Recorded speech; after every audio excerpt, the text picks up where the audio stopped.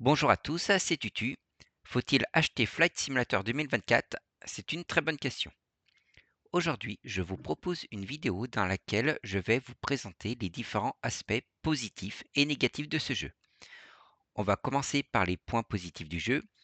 Le premier point positif qui me paraît un des plus mis en avant et les plus importants concerne les graphismes et la représentation du monde fait sous Flight Simulator 2024. Le réalisme du monde est vraiment poussé, je ne vais pas dire au paroxysme, mais il est vraiment poussé très loin puisque chaque maison, chaque roche pour, paraphraser les créateurs du jeu, sont modélisées. Enfin, cela n'est pas tout à fait vrai puisque pour les maisons, du moins, c'est fait procéduralement. Pour ceux qui ne connaissent pas la méthode de génération, les dimensions de votre maison ainsi que les toits sont globalement bien respectés. Par contre, les murs extérieurs ne vont pas exactement ressembler à ce qu'ils sont dans la vraie vie. Au niveau des bâtiments remarquables, les bâtiments les plus connus, eux, sont fidèlement représentés. Et je peux vous dire que voler autour des pyramides, de la Tour Eiffel, du Taj Mahal et bien d'autres bâtiments, c'est vraiment magique. Pendant que l'on parle de graphisme, je vais enchaîner sur les conditions météorologiques. Elles sont vraiment très bien faites. Vous avez des possibilités de paramétrage qui sont vraiment énormes et petite cerise sur le gâteau, c'est que vous pouvez avoir des conditions météo en temps réel. Alors parmi les effets notables, vous pouvez avoir des aurores boréales. Pour conclure ce premier point, si vous aimez voir, découvrir, le monde, le jeu est vraiment très beau graphiquement.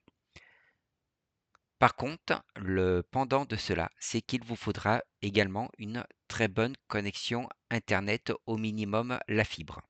En effet, l'éditeur a fait le choix que les pilotes virtuels n'aient pas à télécharger plusieurs centaines de gigaoctets sur leur disque dur pour pouvoir jouer au jeu. Donc toutes les données sont envoyées en temps réel via internet. Donc ça, c'est une limitation technique et malheureusement, vu la quantité de données, je ne pense pas qu'il n'y avait une autre alternative. Donc je pense qu'ils ont fait le bon choix. Ensuite, je vais enchaîner sur le deuxième point positif, c'est le mode Safari Photo. Le mode Safari Photo peut être relié au premier point, au point des graphismes.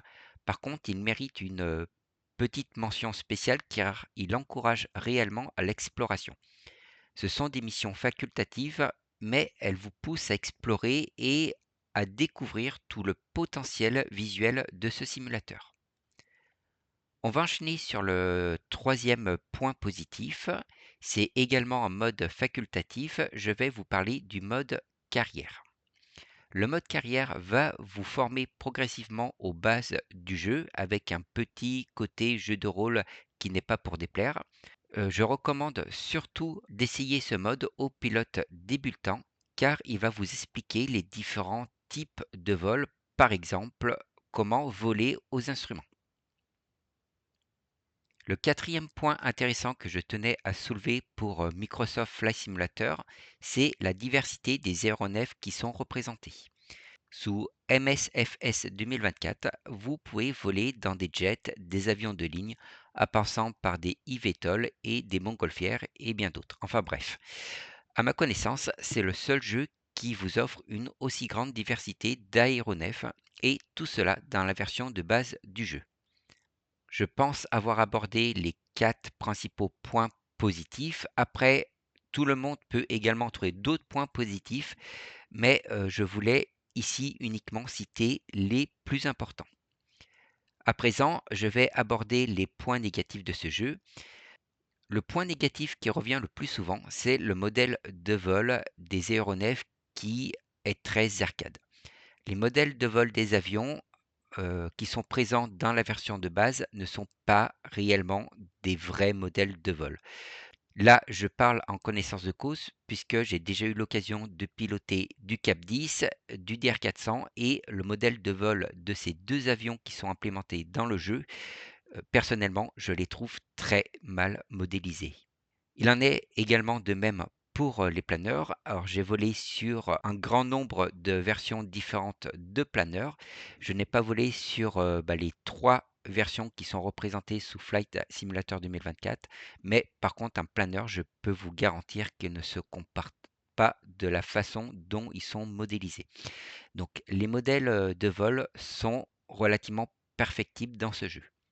Ils nous vendent Flight Simulator 2024 comme un simulateur de vol et malheureusement, je pense que niveau réalisme du vol, le jeu n'est pas au rendez-vous. Le deuxième point négatif que je note est la gestion des dégâts qui est quasiment, pour ne pas dire totalement inexistante. L'éditeur a voulu à l'origine éviter les comportements toxiques entre joueurs, notamment le fait de pouvoir endommager, de pouvoir détruire les appareils des autres joueurs. Mais je pense qu'il est tout à fait possible de différencier une collision entre un joueur d'une collision avec le sol ou modéliser une rupture de structure d'un avion parce que, par exemple, on a pris trop de G. Pour moi, un simulateur doit permettre d'explorer les limites de vol d'un appareil, mais là, malheureusement, ce n'est pas le cas. Un autre point négatif que je placerais plutôt en irritant, puisque dans le jeu, il n'est pas réellement problématique lorsque vous jouez, c'est l'interface utilisateur. L'interface utilisateur a clairement été pensée pour les consoles et non pour les ordinateurs. Cela est vraiment dommage. Développer deux interfaces différentes, je pense que ce n'est pas très chronophage et malheureusement, le phénomène du multiplateforme est un problème qui devient très récurrent pour les jeux actuels.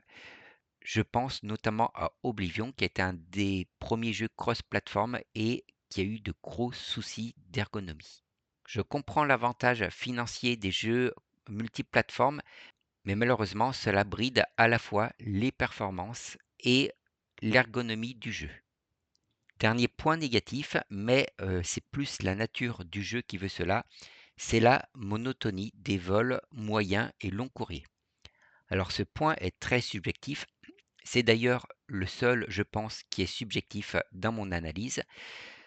Transporter des personnes d'un point A à un point B en pilote automatique sans événement extérieur, sans surveillance d'une quelconque panne, personnellement, je trouve cela très ennuyeux. Mais encore une fois, c'est très subjectif. Il y en a qui aiment faire du transport pendant des heures. Moi, personnellement, ce n'est pas ma tasse de thé. Je préfère une simulation plus dynamique. Par contre, l'avantage, c'est que dans Flight Simulator 2024, vous êtes libre de faire ce que vous voulez. Si vous voulez faire du tourisme, ne pas enclencher de pilote automatique, vous le pouvez. Par contre, le jeu est quand même très orienté vol de ligne et ça, il faut le savoir. Il y a eu beaucoup de remarques sur les bugs liés au lancement du jeu ou les bugs que certains joueurs rencontrent encore. Je n'aborderai pas ce problème parce que malheureusement, de nos jours, presque tous les nouveaux jeux rencontrent ce genre de problème au lancement. Les éditeurs sont de nos jours très contraints calendairement et s'ils viennent à repousser la sortie d'un jeu, ils se font incendier, y compris par la communauté, j'ai envie de dire, surtout par la communauté. Que le jeu soit quand même jouable et malgré quelques bugs, c'est un moindre mal et c'est pas réellement un point négatif. Je pense que la communauté aurait plus râlé si le jeu serait sorti avec plusieurs semaines, plusieurs mois de retard. À présent, on va venir à la conclusion de cette petite analyse. Microsoft Flight Simulator 2024 est-il un bon jeu et faut-il l'acheter? Ce n'est pas à moi de vous dire ce qu'il faut faire. Tout dépend de vos attentes. Si vous volez occasionnellement, si vous voulez découvrir des paysages magnifiques et vous initier aux bases de l'aéronautisme, je pense que c'est un très beau jeu. Vous avez une grande diversité d'aéronefs, des paysages qui sont vraiment magnifiques, des vidéos paramétrables et pour cela, c'est vraiment le jeu qu'il vous faut. Par contre, si vous recherchez un véritable simulateur, passez votre chemin. Flight Simulator 2024 n'est pas un véritable simulateur de vol. Enfin, du moins, j'attends autre chose d'un simulateur de vol. Après, il faudra voir si à terme les avions payants améliorent le niveau de réalisme du jeu. On voit par exemple, pour faire le parallèle avec d'autres jeux, notamment DCS World, que les avions de base ou pas chers, je parle du Flaming Cliff, sont vraiment des avions arcade.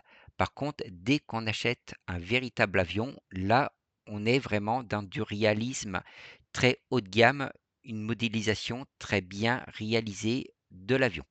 Donc on verra si à terme ce sera le cas dans Microsoft Flight Simulator 2024. En tout cas, actuellement, dans Flight Simulator 2024, nous sommes très loin des standards que l'on peut retrouver dans les autres simulateurs actuels. J'espère que cette petite analyse vous aura permis de vous faire une idée un peu plus précise pour les personnes qui n'ont pas encore Flight Simulator 2024, ce qu'est réellement ce jeu. Je vous remercie d'avoir regardé cette vidéo. Si vous n'avez pas le même avis que moi, n'hésitez pas également à le mentionner dans les commentaires en disant ce qu'il vous plaît dans le jeu ou au contraire ce qui vous rebute.